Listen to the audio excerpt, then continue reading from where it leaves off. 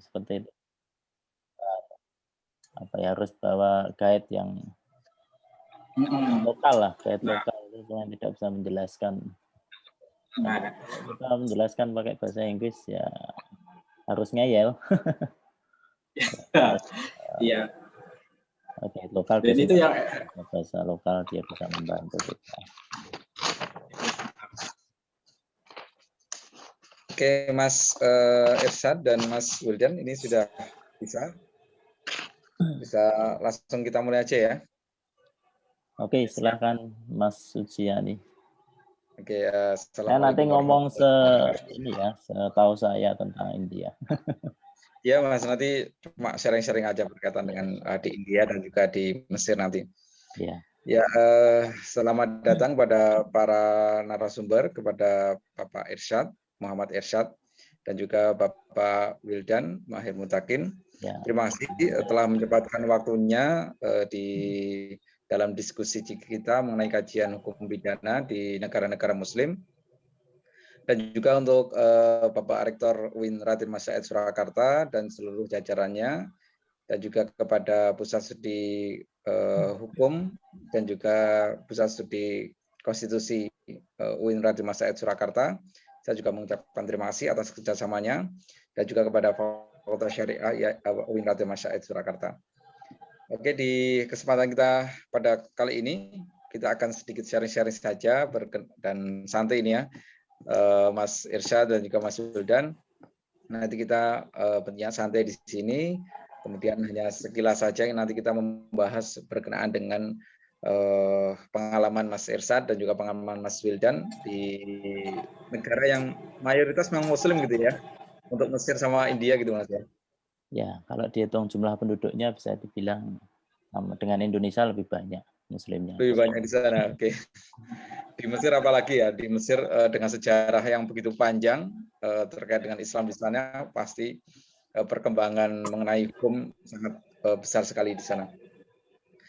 Oke, kita nanti silakan saja Mas, saya persilakan kepada Mas Irsyad untuk sekedar cerita-cerita saja berkaitan dengan di Mesir seperti apa pengalamannya selama studi di sana, apa saja yang dialami. Silakan Mas Irsyad. Ya, terima kasih untuk Mas Suciani yang telah mempersilahkan saya untuk sharing ya pada kesempatan kali ini. Jadi di sini saya tidak akan menyampaikan, tentunya saya tidak akan menyampaikan teori ya, karena saya juga ini bukan bidang saya sebenarnya, bukan hukum itu bukan bidang saya, tapi setidaknya saya bisa menyampaikan pengalaman berkaitan dengan hukum pidana yang ada di Mesir selama saya menempuh kuliah S1 di Mesir. Ya. Jadi saya, sebelum masuk ke pengalaman saya, gitu. Jadi saya waktu itu pertama kali masuk ke Mesir itu tahun 2009, ya, 2009. Terus kemudian saya lulus tahun 2013 dan saya baru pulang di tahun 2014 awal, antara bulan Januari atau bulan Februari saya baru pulang ke Indonesia. Ya. Nah, saya tidak seperti kebanyakan, mungkin di sini kan banyak ya di UIN Radin Mas Said. Saya melihat banyak sekali yang juga lulusan dari Universitas Al-Azhar ya. Namun kebanyakan dari mereka saya melihat adalah lulusan dari Kairo ya. Sedangkan saya itu tinggalnya atau domisilinya di Mansurah. Jadi kalau misalkan secara jarak ya, Mansurah dengan Kairo itu sekitar 3 jam perjalanan, Mas Suci, Mas Wildan ya. Jadi kalau diibaratkan kota Mansurah itu bisa dikatakan Bandungnya Mesir lah. Kenapa Bandungnya Mesir? Gitu. Ini juga sebagai bercandaan teman-teman sebenarnya ya, karena memang Mansurah ini adalah kota jajahan Prancis terakhir ya. Makanya dinamakan Mansurah gitu, yang menang gitu. Nah, karena kota jajahan terakhir, maka banyak sekali orang-orang yang keturunan di Prancis. Gitu. Bisa bayangkan ya, kalau misalkan keturunan Arab Prancis itu seperti apa wajahnya, gitu. Terus kemudian fashionnya seperti apa, gitu. Bisa sendiri lah ya. Sama kayak dengan mungkin kalau di Indonesia dikenalnya mojang-mojang Bandung gitu ya, kalau misalkan orang-orang kan orang-orang yang cantiknya di orang-orang cakepnya itu di Bandung gitu kan. Nah, itu sama gitu seperti di Mansuro.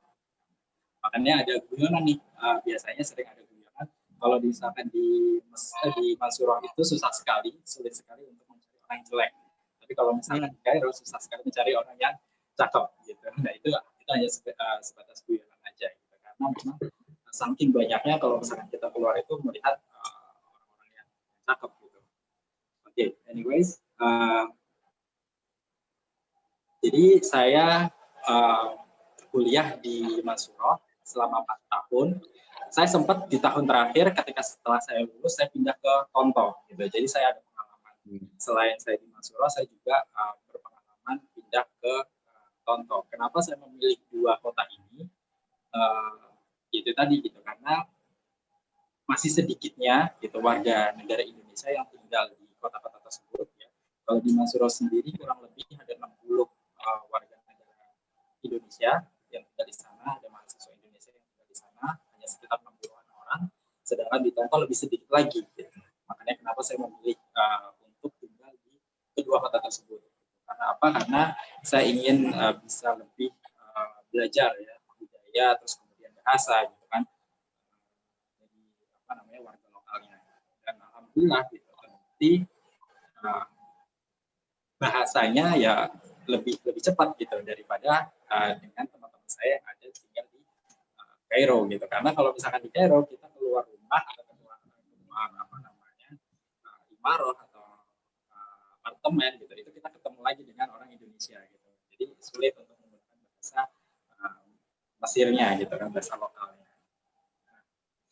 Nah, itu singkat ya. Banyak bermain di sana Bang.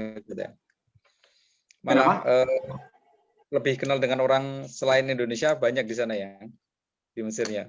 Ya, iya.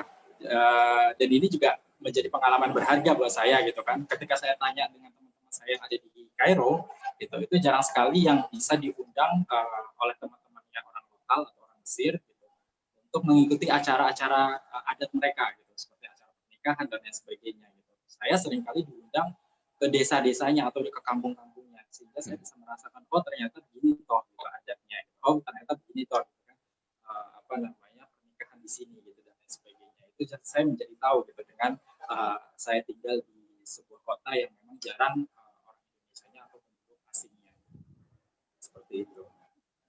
Nah, untuk berkaitan masalah hukum pidana ya,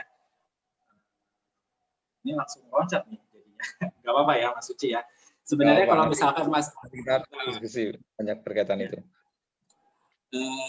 Jadi gini, kalau misalkan sepemahaman saya gitu, gitu dari kacamata saya gitu, hukum yang ada di Mesir itu sebenarnya hampir sama dengan yang ada di Indonesia. Hukum ya, karena kita juga belajar apa namanya, Mesir juga pernah merasakan pendidikan hukum, dua pendidikan atau dualisme pendidikan hukum ya, di Mesir gitu, seperti ya halnya di Indonesia ya. Di Indonesia kan hukumnya ada hukum Islam, terus kemudian ada hukum warisan dari penjajahan Belanda. Ya. Dari Belanda Prancis ya. Ya, begitu pun juga dengan Mesir ya. Mesir itu juga merasakan dua pendidikan hukum yang sama gitu ya. Yaitu hukum Islam, yang kedua juga warisan dari Prancis ya. Kalau misalkan kita teliti lagi, ternyata Belanda juga pernah menjajah, Belanda pernah dijajah oleh Prancis gitu. Jadi kan jadi secara kalau misalkan kita berbicara hukum gitu, sebenarnya ya Indonesia juga Mesir juga hampir sama dengan Indonesia. Hukum penetapan yang ada di Mesir juga sama dengan yang ada di Indonesia gitu. Pun demikian berkaitan dengan kedekatan antara politik dan lain sebagainya gitu, itu pun juga sama gitu. Mesir pun juga sistem kenegaraannya pun juga republik, meskipun sebelumnya Mesir itu pernah menjadi negara kerajaan ya seperti Saudi, namun di tahun berapa saya lupa, itu sudah beralih menjadi republik seperti Indonesia. Dan secara kedekatan hubungan antara kedua negara, antara Indonesia dan Mesir pun juga sangat erat sekali gitu. Ini juga terbukti nanti ketika misalkan Mas Suci bisa main ke Mesir gitu, itu kalau misalkan ditanya bisa apa namanya, ketika main ke sana gitu, ketika ditanya sama orang lokal gitu, dari mana gitu, dari Indonesia, pasti selalu diungkapkan kata-kata ahsanun nas gitu. Kenapa? Karena memang Indonesia itu mempunyai jasa gitu atas kemerdekaan Mesir. Begitupun juga dengan Mesir mempunyai jasa atas kemerdekaan Indonesia. Jadi sehingga hubungan bilateral antara kedua negara ini sangat erat sekali. Kalau misalkan kita berbicara sana ya. Kembali lagi kalau ke masalah pernah kayak di Indonesia misalnya ada pelanggaran naik kendaraan sepeda motor ataupun pelanggaran kecil-kecil. Kalau di Mesir itu ada kayak seperti itu enggak? Kalau misalkan kendaraan-kendaraan seperti itu, karena kita jarang ya, kendaraan pribadi itu sangat jarang sekali. Kayak misalkan motor itu sangat jarang sekali di sana gitu ya. Tidak sama seperti di Indonesia ya. Adapun mobil gitu. Saya juga tidak begitu tahu ya terkait kalau misalkan mobil itu ada pelanggaran lalu lintas dan lain sebagainya itu seperti apa gitu. Itu saya kurang mengerti, tapi yang saya lihat terlalu cukup lenggang kayaknya, tidak seperti di Indonesia gitu kan, ada tilang dan lain sebagainya. Kalau misalkan saya lihat dengan kacamata saya gitu. Terus di sini berkaitan dengan pidana lagi nih Mas Suci ya. Ketika saya pertama kali datang gitu, itu lagi boomingnya ada isu kan tahun 2009 ya. Itu kalau misalkan Mas Suci pernah baca berita dulu tahun 2009 itu kan ada mahasiswa Indonesia yang ditangkap, dipidanakan. Ada 4 mahasiswa yang dipidana hanya karena gara-gara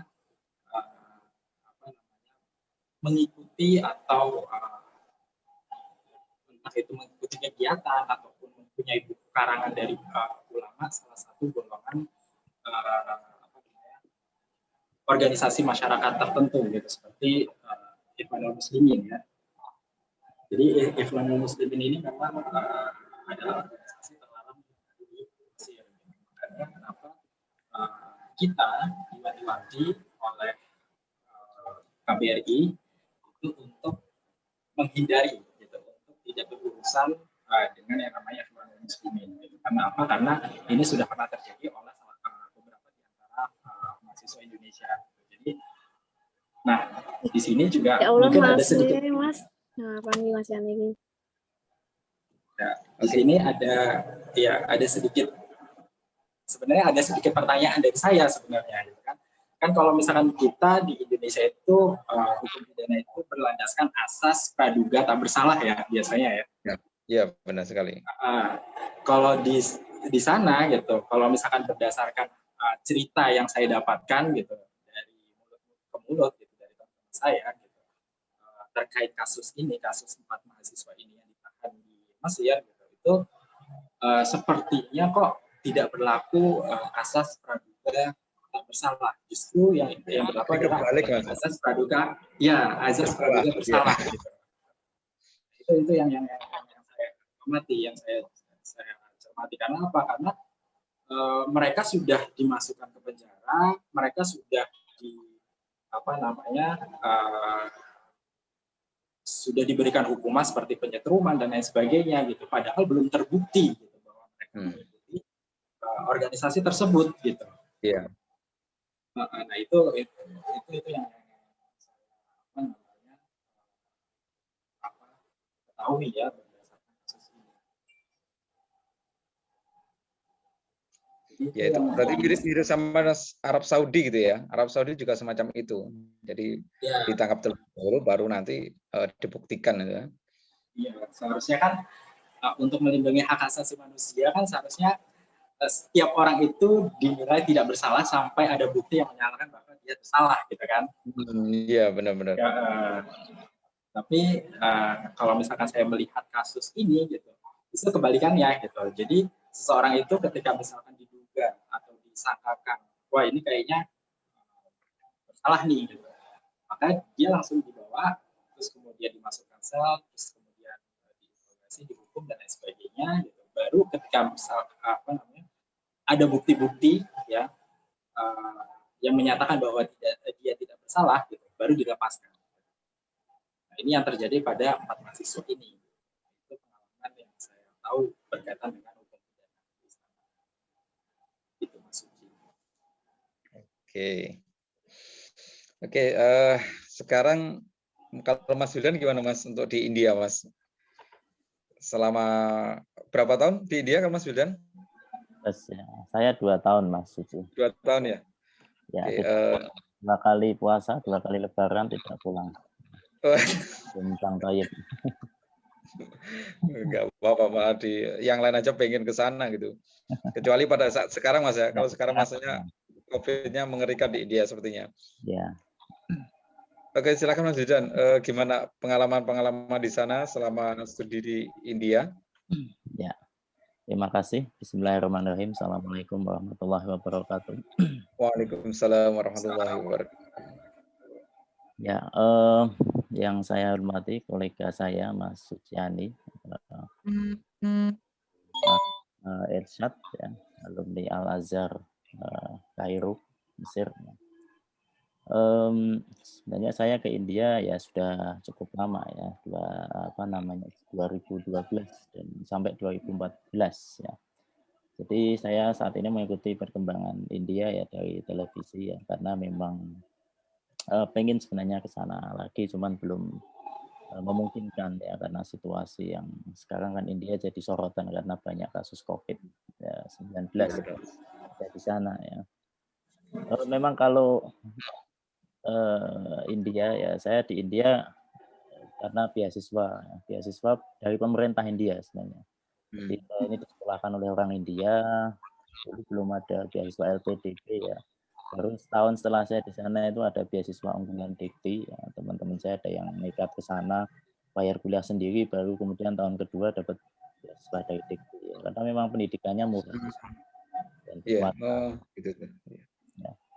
Jadi selama 2 tahun di sana ya saya banyak mengalami berbagai macam hal dan berbagai macam petualangan ya. Dan beberapa kali juga saya juga punya teman di hukum ya, dan ini kayak kalau saya boleh share slide Mas sebentar ya. Iya, Mas. Ya. Jadi yang saya rangkum dari beberapa sumber. Saya di mana sharing slide ini? Sharing screen bisakah saya? Share screen, ya share screen bisa.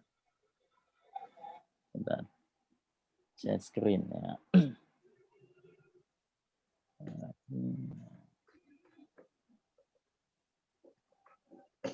Sudah. Oh saya di accept dulu Mas Suti untuk share screen.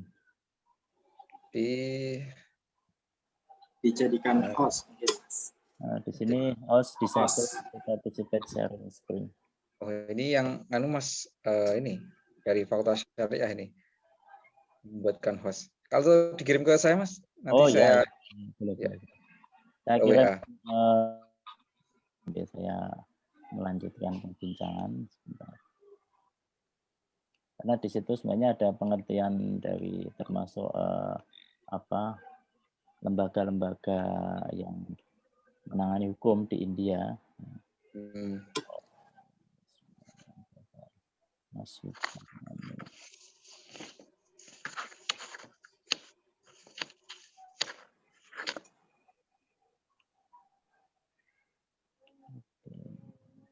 Oke, sebentar.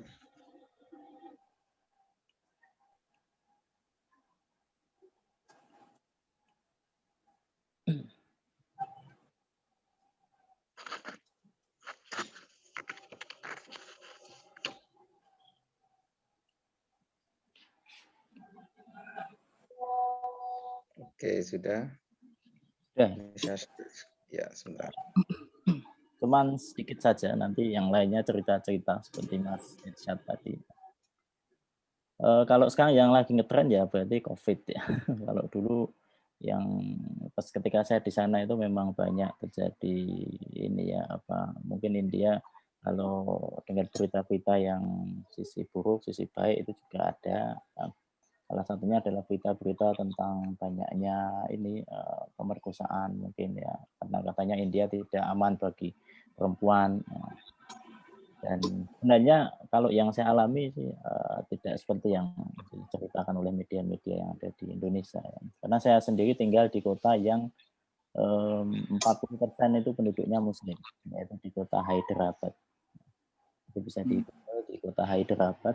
Pokoknya ya kalau yang ada abad-abad itu penduduknya hampir 50% Muslim. Ya. Ada Aurangabad, ada Ahmedabad, ada kalau Islamabad jelas Muslim ya, karena memang pecahan dari India kan Pakistan ya, karena dulu ada mungkin Mas Uci kenal ada yang Ali Jinnah itu Ya, abad-abad itu juga. Muslim ya, jadi yang Aurangabad, Allahabad itu ada nama kota-kota di India. Terus Musyirabad ya, dan di tempat saya ada Hyderabad, ada Sekunderabad, ya, banyak masjid juga di sana. Banyak masjid, banyak Islam, banyak, dan di sana tidak ada perbedaan ya, antara Syiah Sunni, ya kita semua bersaudara. Bukan saya pernah salah masuk masjidnya orang Syiah, tapi ya tidak masalah, ya kan bersolat di situ. Tetap boleh Mas ya? Tetap boleh ya, dan tidak ada. Dan di sana kalau kerja tentang hukum kan ada hukum negara, ya, kemudian hukum yang para ulama itu, karena juga punya ulama konsil. Itu berarti mereka diputuskan sesuai dengan masing-masing perkumpulan ulama. Ya, karena sebenarnya mereka kan bermadhab mayoritas kan Hanafi ya. Jadi mungkin ya beberapa ya, karena tidak ada yang tidak sesuai dengan di Indonesia, karena di sini kita kan menganut madhab Syafi'i ya, Syafi'i mayoritas ya. Syafi'i ya. Jadi seperti misalnya penentuan Idul Fitri, penentuan awal Ramadan itu saya kadang bingung. Pertama ini sebenarnya kita mengikuti yang mana? Karena saya di mana saya bermukim ya saya mengikuti di situ. Seperti itu. Jadi itu terkait dengan hukum Islam, hukum karena saya selaku orang Muslim ya, maka saya sering aja saya berkonsultasi kepada kebetulan saya tinggal di komplek dekat masjid di situ, di Masjid Al-Aqsa namanya, di daerah Sitafal Mandi. Dan di situ banyak komunitas orang Muslim, ada juga komunitas orang Arab, dan kemudian juga dipengaruhi oleh Arab, ya, Muslim. Ya. Dan sebenarnya kalau dari ya, ketika kita berbicara tentang hukum, ya, hukum pidana di India ya, atau criminal law ya, Mas Suci ya namanya. Iya. Criminal law. Ya. Itu kalau slide saya sudah bisa ditampilkan. Ini saya cari-cari belum. Oh belum. Saya di WA. Karena dimintanya datanya kok menggunakan PDF ya. Ada apa-apa, PDF tidak apa-apa. Ya. Bentar Mas. Ini.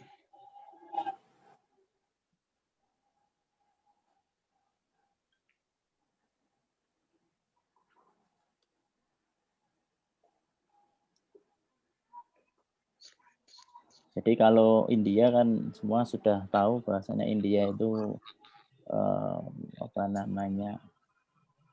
penduduknya banyak ya, sekarang hampir 1,5 miliar penduduk India. Ya. Kemudian kita lihat sebenarnya lebih dari 180 juta penduduk India itu adalah Muslim. Jadi kan lebih banyak dari penduduk Indonesia.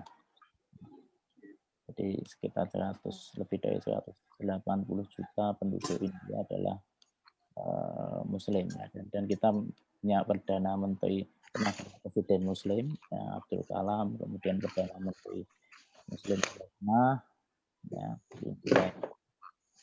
Nah, dan Angka tersebut menempatkan India sebagai negara populasi Muslim terbesar ketiga di dunia, ya, setelah Indonesia dan Pakistan. Nah, kemudian jejak Islamisasi di India ya sebenarnya sejak zaman dahulu kala ya kan diawali dari berdirinya dinasti Mughal. Mughal ya, mungkin bisa dilihat di peninggalannya kan ada Taj Mahal itu kan, kemudian ada beberapa kekaisaran Mughal ya termasuk di dekat saya itu saya kan di Universitas The English and Foreign Languages University. Nah itu tempat saya adalah Central University, Central University itu berarti universitasnya pusat ya, milik pemerintah pusat. Nah ada namanya State University itu universitas milik pemerintah provinsi ya. Yang terbesar di tempat saya namanya Osmania University. Nah, dan di sana juga banyak fakultas law yang apply tentang hukum pidana, hukum perdata dan lain sebagainya. Dan juga di tempat saya juga ada NALSAR, University of Law. Bahkan namanya aja sudah University of Law, maka bisa dipastikan biasanya yang ada di situ adalah fakultasnya adalah fakultas law dan mempelajari tentang law, dan itu yang terbaik di India. Nah, kalau tadi kita berbicara tentang hukum di India, ya maka India sebenarnya demokratis. Ya. Itulah mengapa teman-teman saya dari Iran, dari Turki, dari negara-negara Muslim itu senang dengan di India karena mereka merasa bebas di India. Ya. Kalau di negara-negaranya, misalkan saya punya teman dari Iran itu foto di paspor aja harus pakai jilbab. Ya. Kalau di India, saya lihat fotonya, saya lihat kelakuannya juga nggak beda jauh dengan teman-teman kita yang ada di sini. Ya. Ada malah suka mabuk, ada yang merokok, dan lain sebagainya. Karena memang kebebasan itu yang mereka, salah satunya yang mereka inginkan ketika berada di India. Demokratis di sini. Jadi kekuasaan ada 3 ya kalau di India, itu eksekutif, legislatif, yudikatif ya. Dan di India ada Mahkamah Agung ya, Supreme Court. Ya. Itu ya Mas Suci, kalau di ilmu hukum itu Mahkamah Agung posisi tertinggi di India. Dan sama kayak di Indonesia juga ya, di India. Kode hukum pribadi yang berlaku untuk Hindu, Muslim, Kristen, dan lain sebagainya. Kan baru-baru ini kan mungkin nggak membaca di berita ya, sebenarnya ada yang beberapa hukum sebenarnya harusnya hukum perdata ya, tapi dimasukkan ke hukum pidana. Ya, contohnya misalkan hukum keluarga ya beberapa ya kan. Jadi talak 3 itu sudah masuk hukum pidana. Jadi kalau nanti coba dicari di berita, tapi selanjutnya seperti apa? Ini sepertinya di Mahkamah Agung mengesahkan bahwasanya talak 3 kan masuk hukum pidana, jadi bisa dipenjara. Dipidanakan karena terkait dengan hak perempuan, ya, equality, ada emansipasi wanita di sana. Itu dan kemudian terkait dengan ya kenapa kok umat Islam itu di India tidak bisa menjadi mayoritas ya, karena memang ya dalam segi jumlah kita kalah banyak dengan orang Hindu dan orang agama lain, Buddha dan sebagainya. Ya, cuman di Islam itu kan mereka tetap menjunjung tinggi kebersamaan. Jadi mereka, kalau kita jadi minoritas pasti kan kita juga akan bersatu kan. Mereka juga punya konsil ulama, mereka dan komunitas Muslim itu diperhitungkan ya, di sana. Ya. Cuma di sana komunitas Muslim kan beraneka ragam. Ya. Kalau yang ingin mayoritas Muslim berarti di negara Bangladesh mayoritas Muslim, dan hukumnya hampir sama dengan hukum di negara kita, demokratis. Nah, hukum yang ada di India pun tidak menerapkan hukum agama Hindu misalkan, tidak. Mereka warisan dari Belanda. Jadi KUHP-nya itu kan KUHP warisan Belanda, ya kan? Jadi namanya Indian Penal Code. Indian Penal Code itu. Ini Mas ya? Ya itu yang slide pertama. Nah, itu adalah ketika saya berada di Nasar University of Law. Kan ada Lady of Justice. Tapi jangan diartikan saya mencampuri hukum, mencampuri hakim. Jadi itu saya hanya pose berfoto ya. Itu karena saya suka ada Lady of Justice ya. Jadi bukan berarti saya interfere the law. Ini berarti satu kampus Mas ya untuk fakultas hukumnya ya? Bukan, ini kampus beda. di state saya itu banyak kampus-kampus. Ini salah satu kampus hukum yang next slide Mas. Oke. Nah, ini tentang India ya. Ini kita skip saja. Kita skip. Kemudian ini sistem hukum di India. Nah, itu yang saya sampaikan tadi. Jadi karena itu kalau banyak kan orang kaya itu ya para hakim, para pengacara itu bisa kaya raya. Kayaknya seperti di Indonesia ya. Karena pengacara itu memang kalau di negara hukum maka mereka bisa menguasai peradilan, persidangan. Nah, begitu. Next Mas. Nah, ini tentang India. Nah, ini terkait dengan Islam di India. Yang tadi saya sebutkan. Jadi apa namanya saya masuk ya ini dinasti Mughal ini dan mereka banyak sebenarnya koloni-koloni Islam itu peninggalannya lebih banyak daripada Hindu karena orang Hindu itu mohon maaf ya mereka untuk apa namanya acaranya kan tidak terpusat. Islam kan terpusat kayak kekhalifahan, kemudian ada apa jaringannya dan mereka rata-rata membangun peninggalan yang luar biasa termasuk Masjid Jami di Delhi kemudian dan mungkin kalau Mas Irsad pernah ke Nizamuddin ada jamaah tabligh markasnya yang terbesar ya. Dan saya pernah ke sana makan dengan teman-teman ya banyak yang dari Indonesia salah satu gedung jauh lah itu ya. Kemudian next slide. Ini ya sama dengan Indonesia, sebenarnya hukum di India dipengaruhi oleh politik. Prancis itu ya Mas ya. Ini Inggris. Bukan, ya kalau dulunya oleh Inggris, ada Indian Penal Code itu yang KUHP itu. Kalau yang sekarang perkembangannya dipengaruhi oleh politik ya siapa yang berkuasa begini. Nah, di sana sekarang ada BJP partai Narendra Modi itu kan ada amandemen. Iya Mas. Amandemen misalnya tadi Kepala Tiga kemudian masuk kemudian. Nah, kemudian ada yang mengatur tentang hak-hak minoritas Muslim yang kemudian sempat diprotes itu. Kemudian menjadi bentuk. Nah itu karena memang politik jadi penguasanya. Masyarakatnya juga plural di sana Mas ya. Kayak plural. Indonesia. Plural. Masyarakatnya plural dan mereka mengakui orang tidak beragama ateis boleh hidup di sini. Dosen saya ini termasuk salah satu profesor saya itu ateis. I don't believe in any religion. Nah, itu dia mengaku sendiri di kelas. Tapi ya enggak masalah lah, saya belajar sesuatu, bukan belajar agama. Dia dulu dari Hindu, kasta bawah, ya, kasta Dalit, kemudian karena merasa tertindas, dia pindah Buddha. Buddha itu kan tanpa kasta.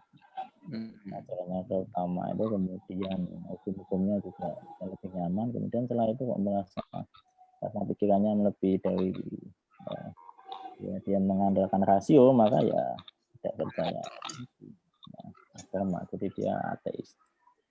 Itu next. Nah ini sebenarnya there was no criminal law in ancient time ya, karena kalau zaman dulu ya mereka sesuai dengan kitab pelajarannya dan sesuai dengan their culture ya. Sebelum Indonesia, sebelum India merdeka itu kan orang Hindu ya diputuskan dengan hukum pidana menurut ajaran Hindu. Orang Muslim ya raja misalkan seperti yang hukum syariah. Tapi setelah India merdeka, ya dimerdekakan ya lebih tepatnya selang beberapa hari ya dengan Indonesia. Itu mereka punya ya namanya Indian Penal Code, yang mana itu juga buatan dari Inggris, bisa dibaca di sini. Jadi dari Lord Macaulay ini yang propose pertama kali di sana. Kemudian ada amandemen dan lain sebagainya. Seperti kita KUHP warisan Belanda yang kita gunakan untuk RUU itu yang jadi kontroversial itu kan seperti itu. RUU tentang tadi harusnya hukum ini perdata, kemudian karena persamaan hak laki-laki dan perempuan kemudian dibahas di Mahkamah India, kemudian ternyata jadi pidana, kemudian protes. Nah, itu. Ya hampir sama dengan kita. Jadi mereka dan penguasa di parlemen itu juga ada orang Muslim, orang Hindu, orang campur gitu Mas ya. Masih campur juga. Yang pakai ubel-ubel, pakai perban. Nah, saya juga belajar banyak ini kan ketika saya magang di kedutaan selama ya sebenarnya bukan magang sih karena libur kuliah daripada pulang belum lulus waktu itu masih 1 tahun, terus saya iseng-iseng ke Delhi. Kemudian saya cari pengalaman di Mas ya. Iya, bilang sama Pak Atas pendidikan Pak, saya kan waktu itu wakil ketua PPI saya. PPI itu belajar Indonesia. Saya mau belajar di sini. Nanti kalau ada kegiatan ya makanya saya diikutkan biar nanti dapat honor gitu ya. Nanti jadi moderator narasumber gitu. Lumayan kan. Pernah beberapa ngajar bahasa Indonesia untuk penutur asing di sana. Nah, jadi dari situ saya belajar banyak terkait dengan hukum ya sekilas lah. Saya hampir sama dengan di Indonesia. Dan polemik itu tetap ada. Ya. Karena India itu termasuk jarang yang memberikan hukuman mati. Ya. Baru ketika 2012 itu 2012 atau 2013 atau 2014 itu hukum mati para pemerkosa, ada 4 orang yang merkosa di situ yang sampai jadi perhatian dunia internasional karena yang diperkosa tidak hanya diperkosa tapi juga disiksa. Ngeri sekali melakukan di itunya ya kan juga. Kadang itu orang India itu di sisi lain baik, sebagian ada yang barbar ya kan seperti kita kan kita melihat dulu siapa pelakunya. Kalau orang Muslim insya Allah baik. Dan kalau biasanya kalau yang kasta-kasta ya karena hukum di India itu dulunya kan dimulai oleh kasta ini yang jadi ada diskriminasi Mas ya ada diskriminasi penerapan hukumnya. Saya bilang itu ada sertifikat kasta bisa naik kecuali Anda ya kan kastanya macam-macam kecuali jadi landlord atau tuan tanah itu bisa dan mereka juga kalau kita seperti hukum perdata di India misalkan kayak mater sewa kos ini nanti kalau begini didenda ini. Saya pun juga harus banyak belajar karena kalau enggak saya ditipu nanti misalkan tiba-tiba saya suruh tanda tangan ini ternyata tanda tangannya biaya kosnya naik. Nah itu kan masuk perdata. Saya padahal harus paham hukum itu. Kalau pidana insya Allah saya belum pernah berurusan dengan pidana. Kalau saya pernah dan itu biasa ya karena di sana memang kompleks. Ya. Next Mas. Ya. Ini ada types of law, ya, ada substantive law. Nah, ini tadi ya, yang mendefinisikan hak-hak.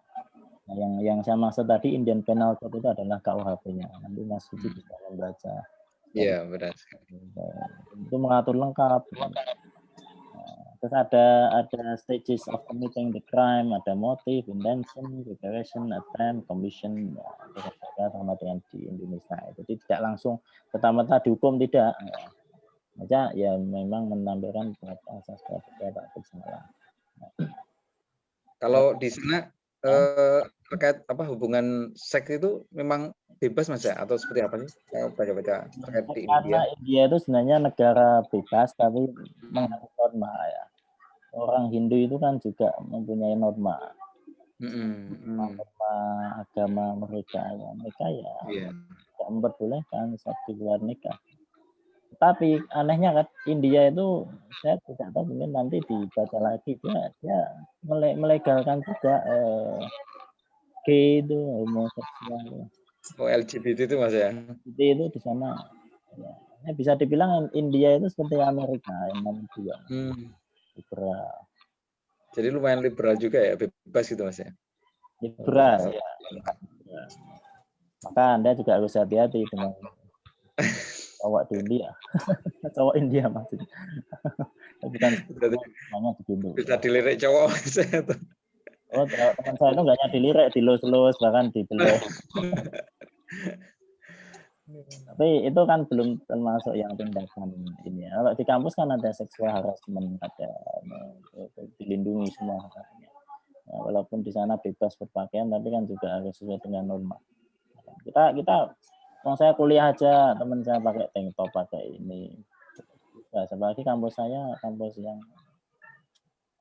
Central University. Jadi ya macam-macam. Ada teman saya yang Muslim itu pakai burqa. Ada teman saya yang India Muslim itu dia pakai kayak sari gitu. Dan dosen saya juga pakai sari. Kelihatan pusatnya itu udah biasa. Dan di sana banyak di kampus saya itu banyak juga dosen yang Muslim ya, karena kan ada yang jurusannya Arabic Studies, ya, kemudian jurusannya Hindi Studies itu banyak juga yang orang Muslim, profesor Muslim juga banyak dan kalau di Muslim kan berarti kan dia tidak terkena hukum agama Hindu ya kan, ya, jadi bebas mau menikah dengan siapa beda dengan saya. Dibedakan berdasarkan agamanya gitu Mas nantinya. Bukan, kalau saya Muslim maka saya tidak terikat dengan agama lain yang tidak tertulis ya. Terikat dengan hukum yang tertulis di negara itu. Misalkan saya Muslim, jadi saya tidak harus memandang menikah dengan kalau saya misalkan punya teman, kemudian teman mau masuk Islam, padahal dia dari kasta rendah agama Hindu, dia mau masuk ke Islam ya tidak masalah. Tapi yang masalah adalah kadang orang Hindu menikahi sama orang Hindu, nah, dari segi legalnya tidak ada masalah, tapi dari segi tidak tertulisnya di Indonesia itu dia kastanya tidak cocok ini ya nggak jadi, karena di sana sebenarnya sistemnya dowry ya, jadi dowry itu laki-laki yang berkuasa, yang dikasih mahar malah yang laki-laki.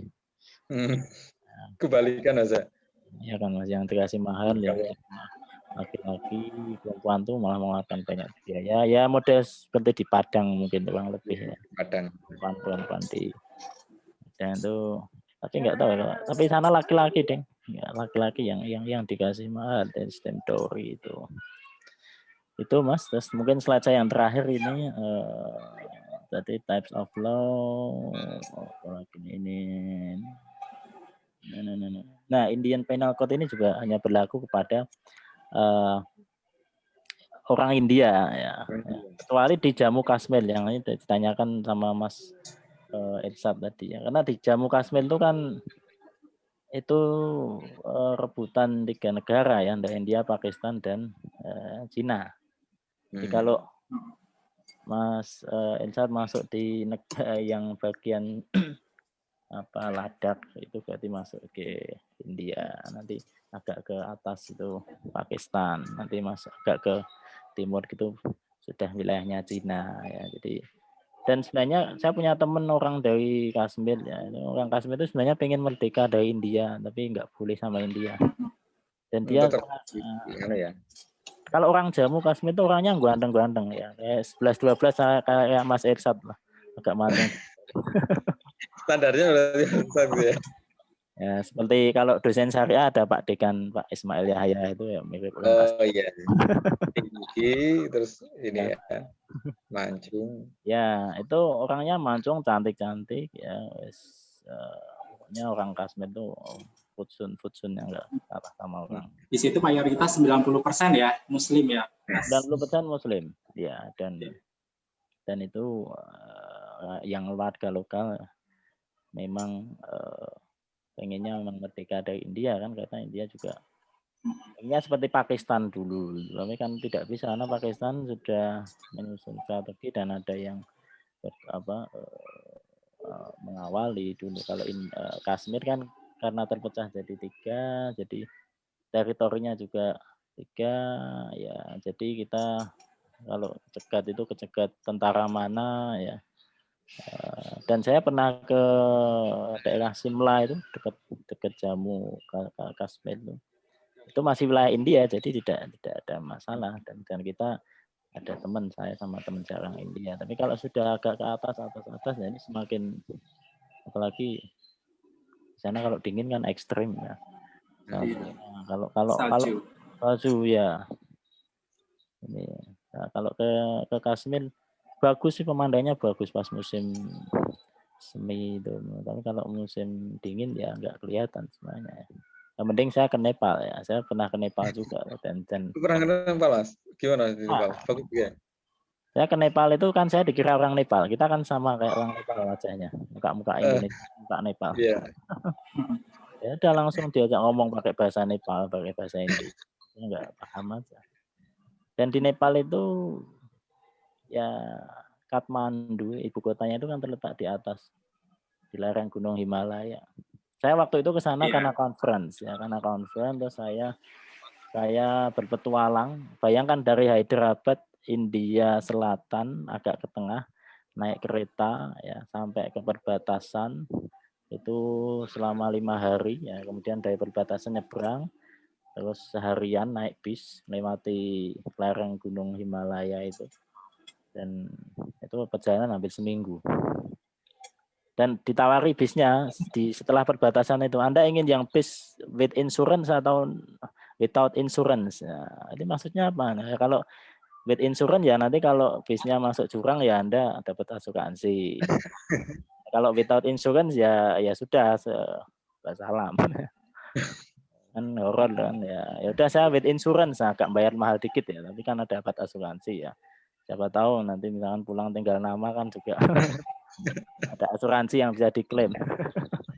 Tapi alhamdulillah ternyata enggak. Karena saya bersama teman saya dari India 1, dari Yaman 1, dan ketika masuk perbatasan itu juga ditanya. Kita masuknya malam-malam pun tanya macam-macam ya. Kita tujuannya jelas ya. Udah lewat perbatasan darat itu. Darat terus perjalanan lama sekali. Nah itu pengalaman sekilas di India, Mas. Jadi dan hukum ini tidak berlaku juga untuk orang luar di India. Jadi Indian Penal Code has extraterritorial authority in sense that it applies only outside of Indian territory. Jadi ya kalau kita ke sana berarti kita melakukan kesalahan ya kita tidak dihukum seperti hukum India. Kita akan dilihat per case-nya seperti apa. Ya kan. Saya overstay misalkan ya itu berarti bukan masuk pidana. Atau saya ada orang Arab melakukan tindak pidana pun tidak langsung kemudian dihukum pakai hukum ini. Ada aturannya sendiri gitu Mas untuk orang asing itu ya? Ada aturannya tapi ya nanti disesuaikan. Jadi hukum itu berlaku hanya untuk orang India. Sepertinya begitu karena teman saya pernah ada masalah waktu itu. Tapi ya alhamdulillah dia bisa dibantu dari negaranya kan, biasanya kan begitu kan, dimediasi. Seperti tadi kalau di Mesir ya berarti dimediasi dari kedutaan. Ya itu yang penting sebenarnya. Jadi jarang ada cerita kita kena hukum di sana kecuali memang teroris ya, kita ikut case-nya ya, karena sana yang teroris langsung hukumannya hukum death sentence. Ya, dan tadi yang hukuman mati yang setelah teroris itu kepada 4 pemerkosa yang sadis ketika tahun 2014 itu itu sudah lama dia tidak memberlakukan hukuman mati, dan karena saking sadisnya dan jadi atensi publik internasional, ya, maka dijatuhkan hukuman mati. Gitu Mas. Jadi ya mungkin kalau ada pertanyaan, ya, Oke, Mas. nanti ini yang lain nanti bisa dibaca. Ini kan kayaknya tingkatan levelnya sama dengan kita ya. Ada Supreme Court, kemudian ada Metropolitan Court, ada ya orang karena kan. bekas jajahannya sama, Mas. Iya betul. Induknya juga Prancis tuh. Kitabnya aja yang beda. Iya, kitabnya beda. Belanda sana kitab Inggris. Iya, sama-sama jajahan. Sama-sama jajahan. Kalau sana nanti ke Malaysia, Singapura itu Mas ya arah-arahnya nanti. Oke, arahnya sama. Oke. Terus kalau Mas Isra pas pengalaman di sana gimana Mas? Yang tadi diceritakan di Kashmir mana pas di India itu? Oh ya, yang di Kashmir ya. Ini juga mungkin bisa dijelaskan juga ya nanti sama Mas Wildan ya berkaitan pengalaman saya ketika saya diinterogasi ya bukan di Kashmir ya sebenarnya, interogasinya malah justru di Srinagar kalau nggak salah. Waktu itu ketika di Amerford kalau nggak salah. Di Jaipur ya, Amerford itu ya, Mas Wildan. Iya. Oh, Jaipur. Iya, Jaipur. Waktu di Jaipur. Jadi ketika itu saya kan baru tahu kalau misalkan Kashmir ini diperebutkan, terus kemudian ada isu ingin melakukan pembebasan. Gitu. Terus kemudian pertama kali saya menggunakan spanduk di Delhi, gitu. Itu kebetulan karena tidak ada yang melihat dari pihak polisi atau TNI dan lain sebagainya, gitu. Pokoknya dari pemerintah itu tidak ada yang melihat, maka itu bebas gitu, tidak terbukti di Hawa Mahal waktu itu kita membentangkan spanduk itu kita tidak ditangkap, tidak ada masalah gitu ketika itu. Tapi ketika saya di Amerford kebetulan ada polisi terus kemudian melihat bahwa di spanduk saya itu tertulis India dan juga Kashmir. Dianggapnya kita ini adalah pro penduduk Kashmir yang ingin membebaskan Kashmir juga gitu kan. Apalagi mayoritas orang-orang kita kan berkerudung ya. Mayoritas orang kita kan berkerudung gitu. Jadi wah jangan-jangan ini karena gara-gara orang Muslim terus juga Pakistan ini mungkin ya. Iya gitu kan. Ingin mendukung gitu kan, ingin mendukung kebebasan Jammu dan Kashmir ini gitu. Akhirnya karena mereka tahu bahwa saya adalah tour leadernya, terus kemudian saya diajak ke kantor. Nah itu gitu, saya diinterogasi selama 1 jam. Ketika ya untungnya tidak dilakukan seperti mahasiswa yang di Mesir tadi yang saya ceritakan ya, setrum lah atau apa dan lain sebagainya gitu. Cuma hanya ditanyakan, kenapa kamu membawa spanduk ini dan lain sebagainya. Ketika saya menjelaskan bahwa maksud saya adalah karena saya membedakan antara 3 kota yang saya kunjungi yaitu Delhi, Jaipur dan juga Agra dengan Kashmir gitu. Karena Kashmir letaknya pun jauh gitu dari 3 kota ini. Gitu. Letaknya jauh. Terus kemudian kalau misalkan sejarah gitu kan, 3 kota yang saya sebut India ini itu kan disebut dengan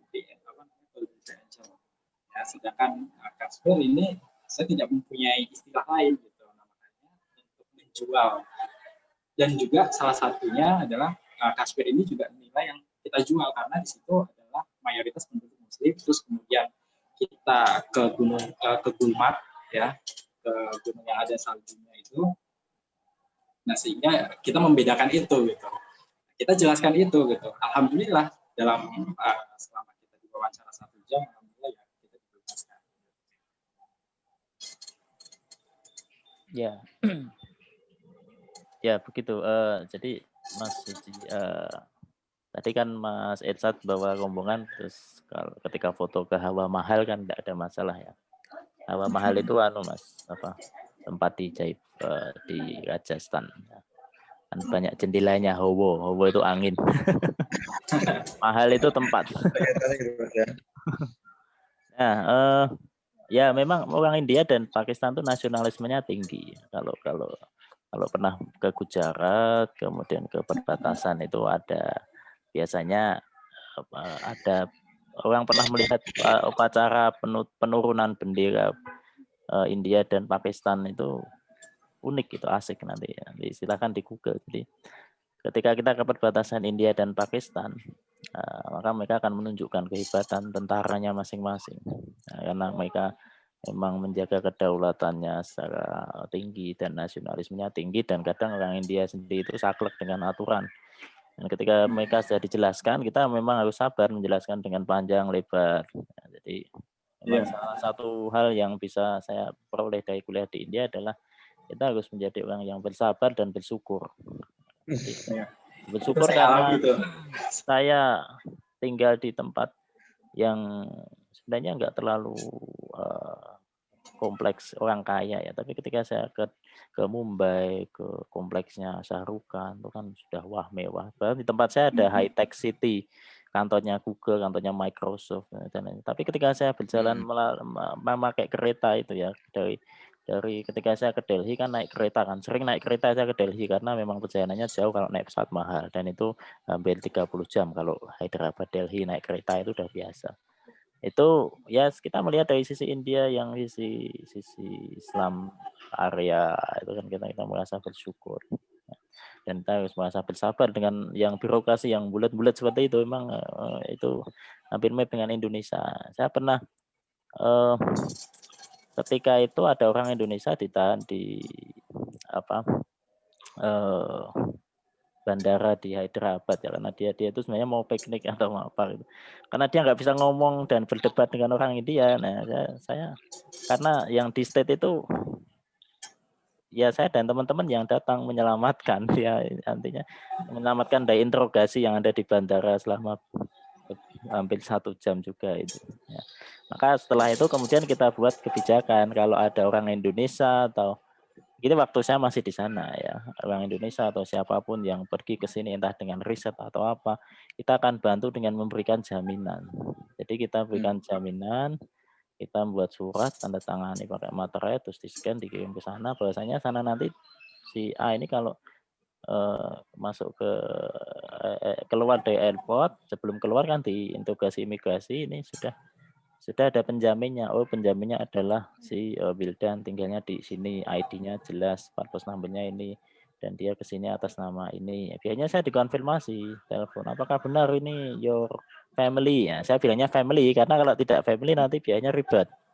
Bilang aja, he is my family and he is going to visit ini. Oke. Ya, sebenarnya orang India itu kehati-hatiannya cuma seperti itu.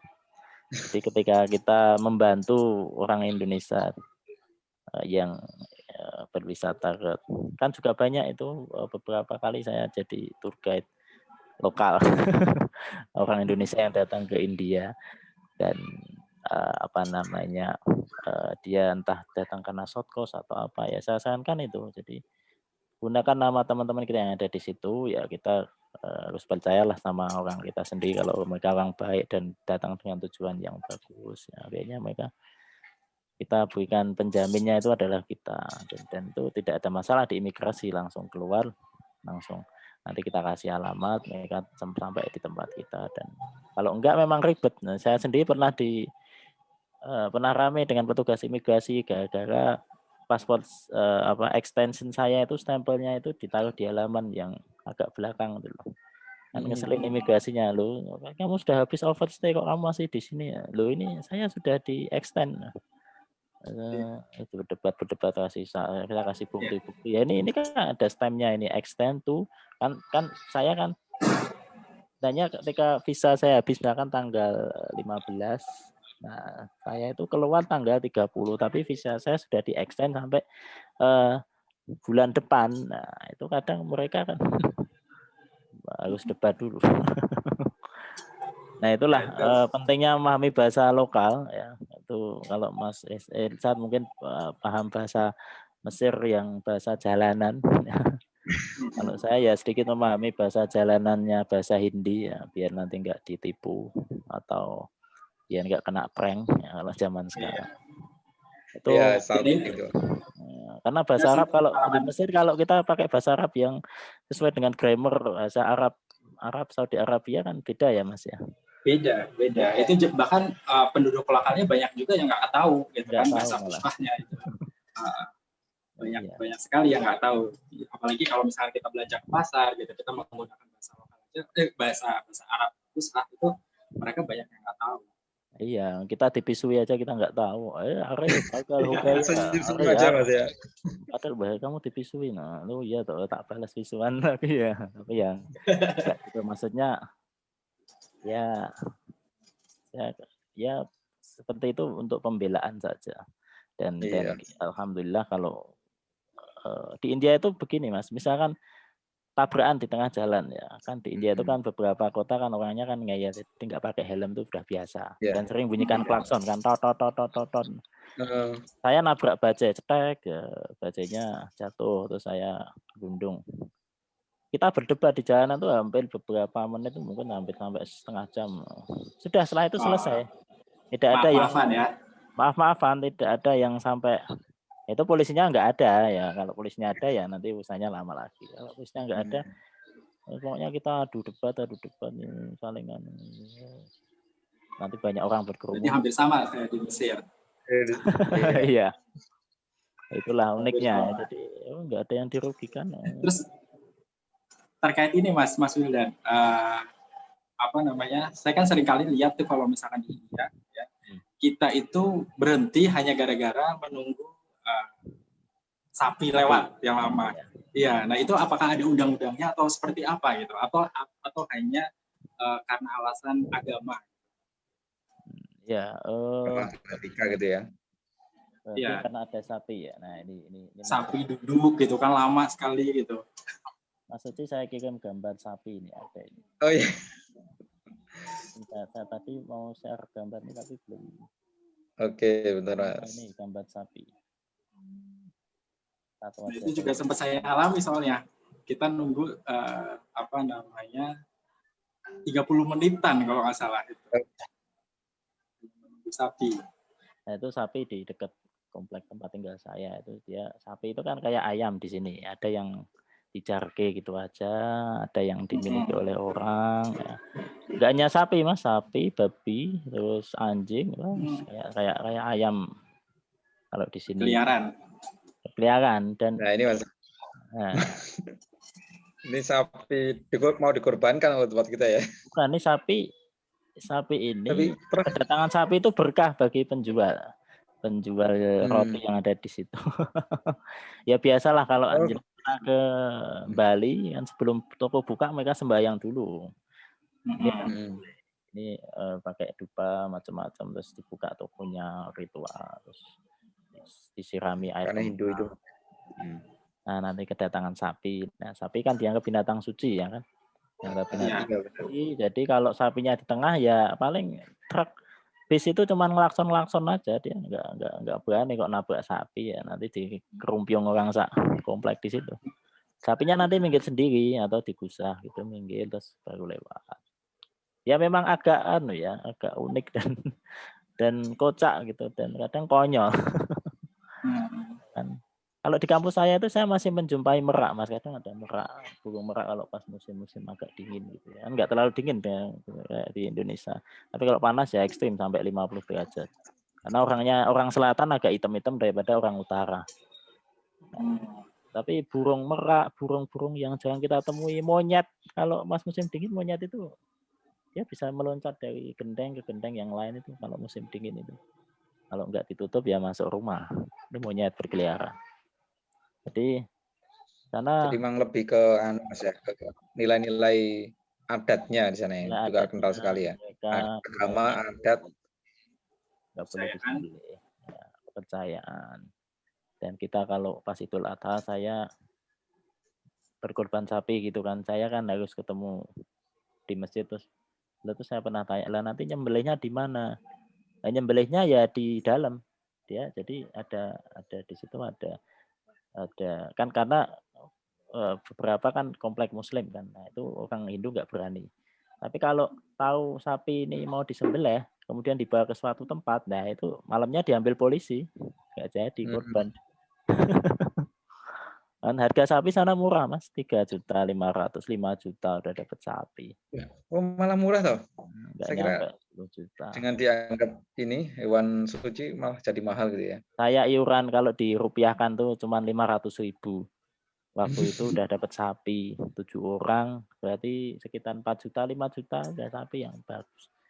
Dan sapi itu nggak ada yang mau, karena dikasihkan ke orang Hindu nggak mau makan, kecuali dia kita bohongin tuh, kita kasih daging mutton tuh kan kambing ya, itu ternyata beef.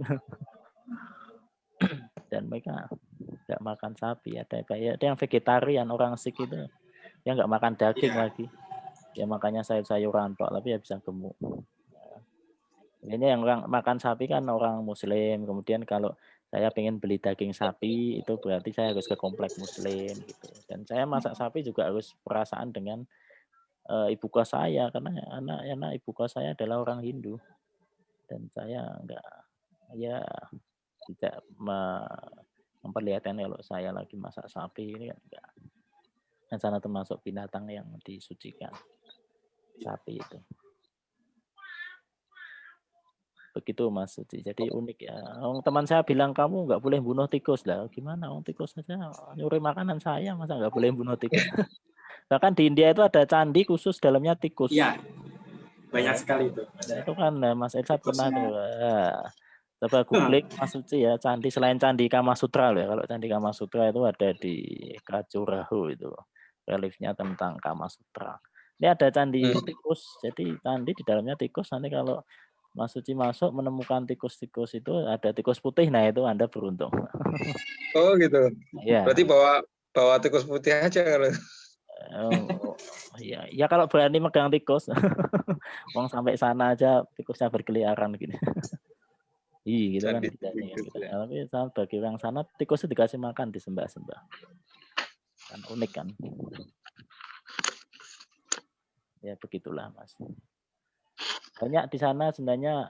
India itu kan pusat peradaban tertua di dunia, dan banyak mulai dari agama Hindu, dari bangsa Arya, dan terus agama Buddha dari Siddhartha itu lainnya juga di India. Saya pernah bukan ziarah sih, mampir ke tempat lainnya di Patna, Bihar. Waktu mau ke sini, ini Buddha lain di sini, Siddhartha Gautama ini. Pas di ini enlightenment, pas dapat enlightenment tuh di bawah pohon beringin. Nah itu terus ada agama Sikh, itu Sikh yang Sikh ya, Sikh itu campuran antara Muslim dan Hindu. Nah, itu Wong itu yang pendirinya itu ya pernah ke Mekah ya kan, terus pulang tapi bawa agama Sikh. Terus ada dulu terkenal, Sai Baba itu terkenal dulu. Sai Baba ya, bisa menghidupkan orang mati. Wah itu kalau Sai Baba foto-fotonya di tempat saya dikasih kalung bunga, terus dikasih dupa. Oh kayak itu Mas ya, kayak dikasih kalung. Konyol kadang orang itu kan. Nah, terus sana kan juga ada agama apa itu yang di Gujarat itu ya, Ahmadiyah, macam-macam.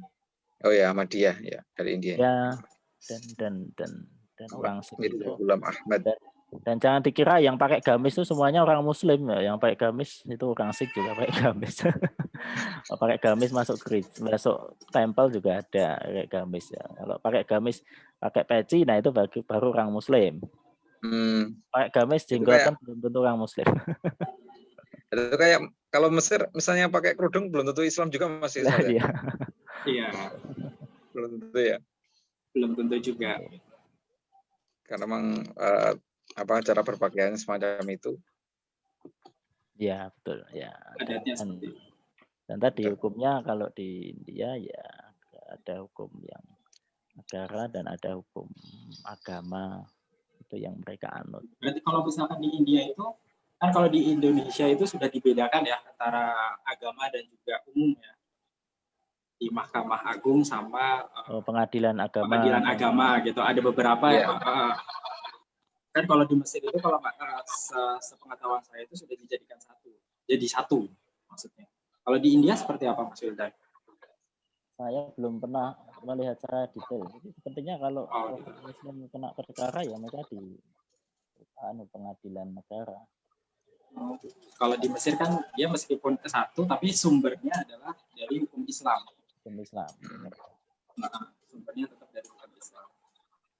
Karena memang modal penerapannya ini ya konsep syariah ya, hukum Islam lah, hukum pidana Islam.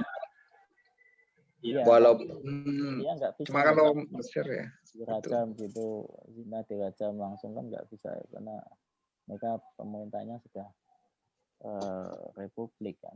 Cuman kalau masalah tadi kadang mungkin ada ya peraturan pengadilan tentang perdata ya, termasuk gugatan talak. Tapi ya coba di googling Mas Suci, nanti ditampilkan di share screen. Sekarang pengadilan India talak itu sudah hukum pidana. Jadi jangan macam-macam. Iya, jadi ada bedanya tuh memang ini antara India. Kalau lihat kesamaan memang Mesir itu memang banyak kesamaannya dengan Indonesia ya. Cuma kalau India memang ini agak berbeda gitu ya. Mungkin karena terpengaruh dari penjajah juga ya, dari Inggris itu juga. Nah kadang seperti itu yang orang Islam nggak terima. Misalkan parlemen India kan merilis undang-undang yang pidanakan umat Muslim berlaku cerai, itu kan jadi pidana kan. Tapi umat Muslim nggak terima. Nah itu kan urusan pribadi misalkan semacam. Jadi kontroversi itu ada. Nah itu problemnya memang. Tapi kalau lihat dari hukum pidana di India, itu kan sampai jadi rujukan ke negara-negara lain ya. Bahkan sampai di negara tetap ini ya, dari persemakmuran dari Inggris itu. Singapura juga. Ya Mas, ya karena mungkin kasusnya yang kompleks ya. Orang India itu benar. Masalah ada kompleks, berbagai ras, suku, berbagai agama, dan di mata uangnya itu. Benar. Mata uangnya itu saya tunjukkan. Mata uangnya itu ada banyak tulisan. Nah, ini mata uang. Nah, rupiah Mas ya. Rupiah. Ini kan banyak tulisan ini ya. Apa namanya? Iya ya. Ada berapa bahasa, berapa skrip lah. Ini artinya sama 1.000 rupiah. Tapi aksara Jawa, Bali, aksara Sunda itu mereka lebih bangga. Saya tanya teman saya atau masyarakat di Jawa Tengah misalkan, kalau sana di Andhra, di Telangana, kamu tahu nggak kalau India itu bahasa resminya apa? Ya bahasanya Hindi, tapi saya nggak suka bahasa Hindi. Saya lebih bangga dengan bahasa Telugu misalkan. Kalau yang keturunan Muslim lebih suka dengan bahasa Urdu itu. Dan mereka itu sebenarnya yang India, bahasa Hindi itu kan untuk India Utara, India Selatan itu mereka. Mereka kadang satu papan itu berlaku 4 bahasa. Hukum juga begitu, dibahasakan dengan skrip yang berbeda-beda, Mas. Nah, ini kalau boleh saya share lagi, ini ada 4 bahasa di sini. Bahkan di bandara pun Anda akan disambut dengan 4 tulisan, 4 bahasa. Nah. Berarti menguasai bahasa India aja nggak cukup Mas ya, kalau ke India? Menguasai bahasa Inggris itu yang sudah cukup. Kalau bahasa lokal nanti,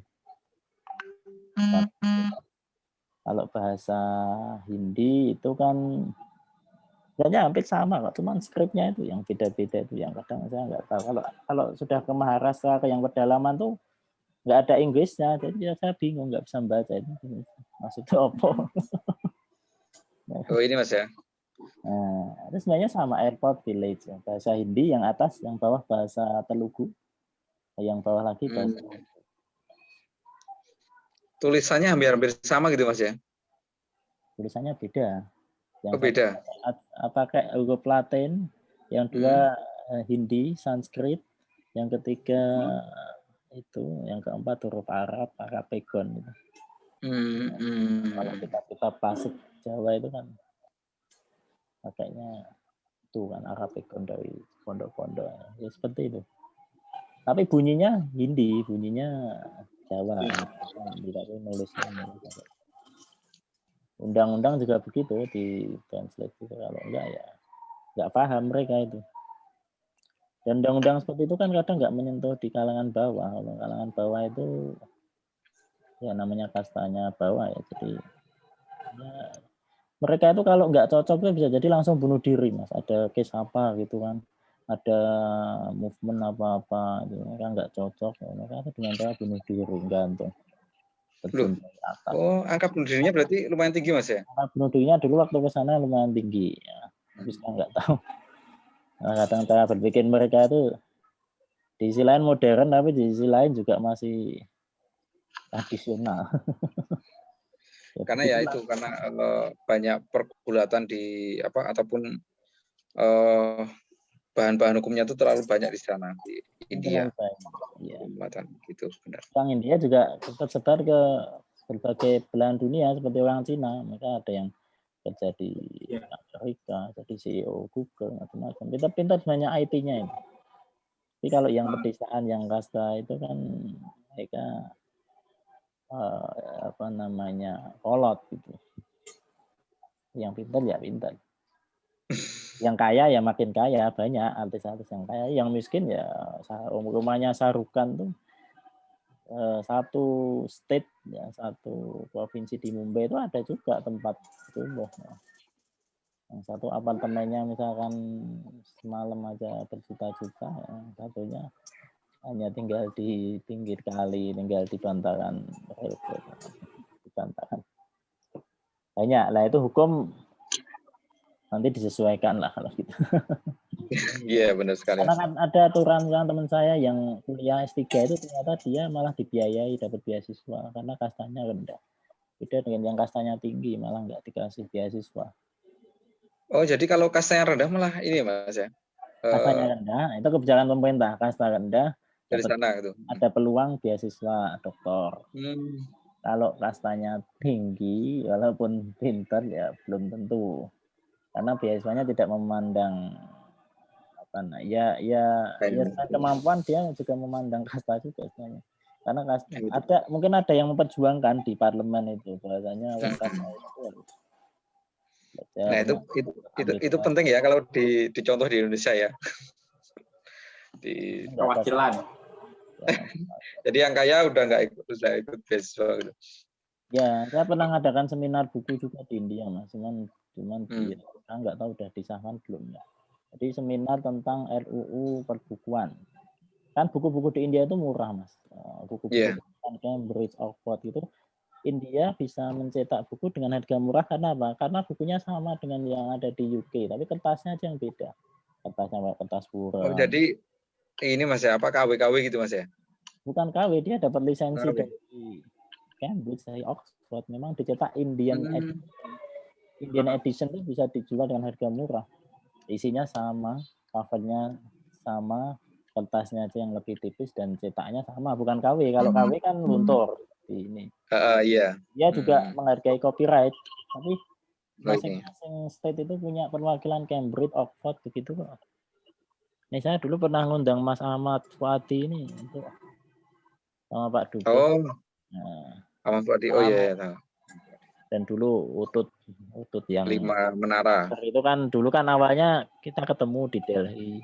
Wah ini bagus nih. Mereka kan biasalah anggota DPR itu Utut terus almarhum udah almarhum ya. Pak Komar Utut itu kan survei ke India jalan-jalan sambil kenapa sih kok di India itu buku-bukunya murah? Mereka itu mau membahas RUU tentang perbukuan nasional. Jadi supaya standar gitu Mas harganya gitu. Supaya harganya standar, mengatur penerbitan buku, oplah buku dan lain sebagainya. Nah itu kita kritisi, jadi kritisi ya, termasuk mengundang perwakilan Cambridge, Oxford, mengundang Pak Dubes dan lain sebagainya. Mak Ahmad Fuadi, ya.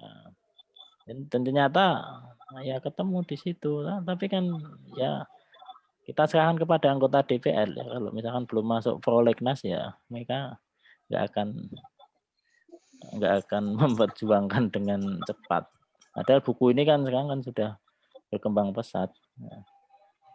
Dan itu penting kan. Mungkin mereka nggak menganggap penting ya itu hal yang lain. Ya. Tuh mungkin Mas Irsad pernah bergabung juga di PPI ya. Jadi juga sudah tahu di PPI itu kan jaringannya kan banyak, PPI dunia. Saya juga pernah diutus Bangkok. Terus ya senang gitu dapat teman-teman dari seluruh dunia. Dan mereka rata-rata itu kan yang perwakilan Indonesia itu Mas ya, Persatuan Perhimpunan Pelajar Indonesia di dunia. Itu radio khusus. Itu ada radionya, ada tips-tipsnya, ada kalau. Jadi kalau sebenarnya saya ikutnya di radio. Oh di radio ya Mas Yahya ya. Iya. Berarti kenal Pak Susanto itu ya, Bang Santo penyiar itu. Terus si Andrea di Jerman. Ya itu kita sering ketemu, kalau ketemu ya kita minta SPPD dari Kedubes lah biasanya. Itu ke sana. Ya ke sana jalan-jalan. Saya punya teman juga ketua itu Persatuan Pelajar juga, tapi di Korea Selatan. Sebenarnya kalau pengen tanya rujukan belajar yang tepat itu ya melalui wadah PPI itu, karena mereka masih punya anggota orang yang tinggal di sana dan mereka di webnya itu ada ini loh tipsnya kalau kamu pengen survive di Korea, pengen survive di Rusia, pengen survive di India, pengen survive di Jerman gitu. Jadi ya kalau kita nulis buku kemudian kita diterbitkan kan otomatis udah nggak up to date lagi.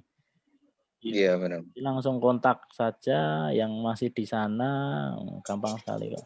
Saya tuh ke India itu beda loh beasiswanya dengan beasiswa ke Amerika kan. Saya pernah ke Amerika tapi pakai dulu beasiswanya 3 bulan ya kayak Fulbright Junior itu. Di sana ini ada pengantarnya, ada yang ngantar kita rombongan, kemudian saya seangkatan sama Mas Zaki Ahmad itu Bukalapak. Jadi sampai sana kemudian kita ikut kursus bahasa Inggris, kita jalan-jalan, wah kita kayak kamu. Tapi kalau di India enggak, kamu saya terima di India, terus kamu silahkan datang ke sini, harus nyampe di sini tanggal ini, kamu jalan sendiri, bahkan kamu keluarkan duit sendiri, kamu talangi dulu nanti sampai saya ganti. Diganti. Seperti itu. Oke, mungkin kita cukupkan dulu waktunya, Mas Irsyad dan Mas Wildan. Terima kasih sekali sudah banyak sharing-sharing dan berbagi ilmu. Mas Irsyad dengan pengalamannya di Mesir sebagai negara yang tua ya Mas Irsyad ya, termasuk tua sekali ya untuk perkembangan peradabannya benar sekali. Sangat tua sekali Mesir. Kemudian Mas Wildan dengan keanekaragaman hukum di India, juga banyak sekali pengalamannya di sana, telah berbagi. Saya mengucapkan terima kasih sekali. Ini sebenarnya agenda ini Mas dosen tamu, jadi di setiap semester saya itu mengagendakan 1 kali dosen tamu gitu. Kalau kemarin itu membahas tentang terorisme, jadi ngundang Mbak Religia Mujahid itu. Dan dia meneliti tentang terorisme dulu. Nah, sekarang ini sesinya tentang hukum pidana di luar negeri, terutama di negara-negara Muslim. Yaitu mata kuliah, judul mata kuliah, Mas. Ya, sebenarnya memang perlu Mas pengalaman keluar. Iya. Saya dulu sebenarnya niat saya belajar ke India itu cuma pengen naik haji. Karena ini Mas lebih murah gitu ya lewat sana. Bukan, kan dulu ada Temus. Temus itu tenaga musim haji. Ternyata setelah sana kuota untuk orang mahasiswa India udah nggak ada, jadi hanya mahasiswa Al-Azhar. Nah, dan itu pun diseleksi kan. Gitu. Saya malah mengundurkan diri Mas Wildan. Nah itu, iya ya. Itu pengen itu, tapi kalau mau berangkat haji sendiri kok juga haji nekat itu udah lama nanti, walaupun backpackeran ya Mas ya. Saya sudah sampai India Gate di Mumbai itu udah, wah ini nyebrang sudah Mekah ini, Arab. Nah, tapi kan saya kan nanti kena imigrasi dan macam-macam. Jadi kuliah Ribet gitu, nggak selesai kan, nah itu. Tapi ya nggak apa-apa lah, mungkin nanti ada waktunya. Mungkin yang penting udah daftar dan nanti 23 tahun 30 tahun lagi kayaknya. Amin. Ya kali aja nanti dapat visa kerajaan Mas Wildan. Nah, itu harus jadi rektor dulu nanti. Kalau jenengan bisa Mas. Undangan. Rektor itu tamu undangan visa 1 lembar kertas berangkat. Kan kita ada ini ya, ada apa slot untuk apa jadi pendamping haji juga kan di kampus ya, kita. Tapi pasti yang terpilih Pak itu Rial Fuadi. Iya, nggak tahu kenapa ya. Masa haji berkali-kali ya. Saya Mas Irsad, Mas Suciani kan bisa kan itu belajar manasik itu bisa kok dipelajari. Iya itu. Kita masih membaca Al-Quran, ya kan. Saya juga pernah ikut manasik. Pak D saya, sebenarnya cuma seperti itu. Iya, nggak begitu ini. Iya. Ya, Mas Irsad tuh lebih pengalaman tuh. Nah, ya. Udah biasa. Pengalaman bawa jemaah banyak. Jemaah umroh ya Mas. Umroh tapi umroh. Kalau haji sudah? Haji belum. Haji belum. Tadinya ya itu pas mau ikut yang Temus tapi kita mengundurkan diri. Oh, nah ya ada kadang belum rezekinya ya begitu. Iya. Saya nggak ikut kocokan. Ya. Saya belum pernah malahan ke benua Afrika. Dulu mau ngajak-ajak ke Mesir aja yang diajak malah yang pintar bahasa Arab ya, saya nggak pintar bahasa Arab ya. Dulu kan mau ke Mesir itu, yang Syekh Imam Dawud itu kan kunjungan balasan waktu saya di pusat bahasa Arab ternyata. Oh ya, saya nggak bisa bahasa Arab ya. Dan saya mau diajak lagi ke Australia nggak boleh karena masih CPNS. Ya kemarin. Nah ini Mas. Saya baca itu. Terus saya balas dendam, ada short course family studies ke Australia. Ya udah saya daftar. Yang kemarin itu Mas ya? Karena COVID. Ditunda ya Mas berarti Mas ya? Ditunda. Ya nggak tahu. Ditunda. Nggak karena COVID itu. Jadi Newcastle nggak ngasih izin, bordernya belum dibuka.